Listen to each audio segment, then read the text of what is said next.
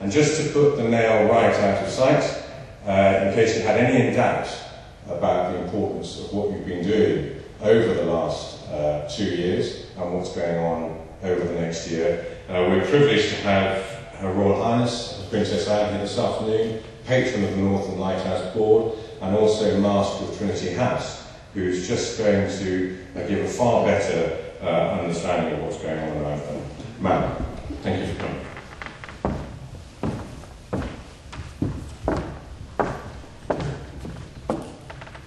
Lord Provost, ladies and gentlemen, given that introduction, it means what I'm going to tell you is that speaking as a complete e-learning ignoramus, I'm going to give you the sort of part-time sailor's view of this could be really important to us. No, but we know that it is, and I'm delighted to see so many of you here. As patron of the Northern Lighthouse Board and Master of Trinity House, they have educated me reasonably well, I believe, on not just the importance of the job that they do now, but the way in which they can be involved in what happens in the future.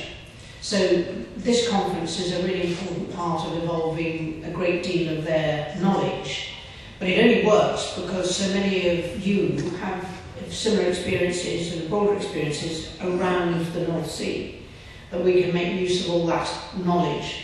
And I'm delighted that at this second conference, you've already achieved quite a considerable amount.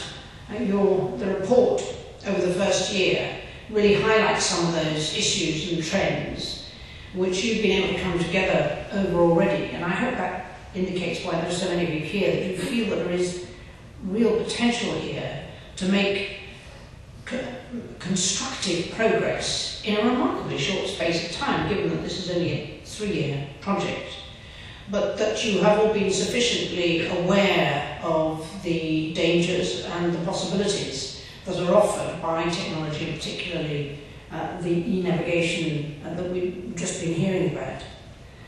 The increase in traffic, the increase in possible increase in the numbers of wind farms, the increasing density of shipping, particularly local shipping, trying to take some of that logistics transport off the roads.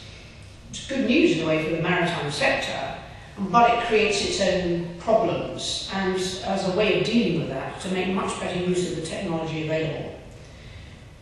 Now some of those connections with both the NLB and Trinity House have raised some of the downsides of technology in terms of the amount of information that mariners are now dealing with, and the impact that that has on perhaps the old paper chart syndrome and looking out of the window. It has actually altered the way people regard how they manage their time on ships.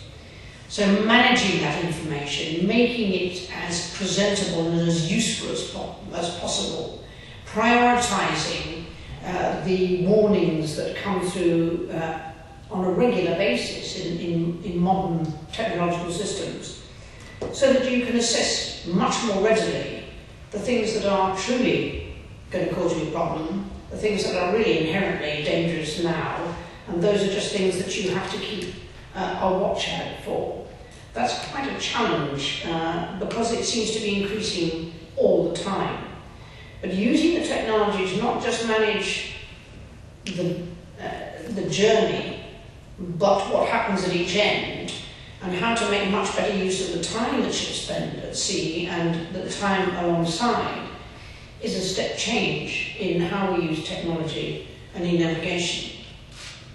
Now, all of you here have a great deal of experience, both at sea and expertise in logistics and in the academic sector. This is not an easy solution, partly because, as I said, it seems to be changing so quickly. But if this number of countries can come up with a concerted approach and a joined-up approach to the issues that the North Sea are facing in terms of the maritime sector, that would be a huge achievement. And I have to say to the EU for helping to fund an area of work which frankly is a sector which is frequently out of sight and out of mind, and only raises its profile when there's been a disaster. This shows that we can be proactive in entirely the right way to stop those sorts of things, collisions, groundings, which really cause those sort of disasters from happening. But it does need a real understanding of both the potential and the downsides of having that much information available to you. Now, I know I'm technically opening this conference, but can I wish you very good luck on that? I do think you have set yourself a pretty high standard of expectation and achievement. But I do hope that your presence here and the progress that's already been made will encourage you to believe this really can be, if not wholly achieved, but a real blueprint for the future through the efforts, your efforts, and this conference, and hopefully to conclude in a year's time.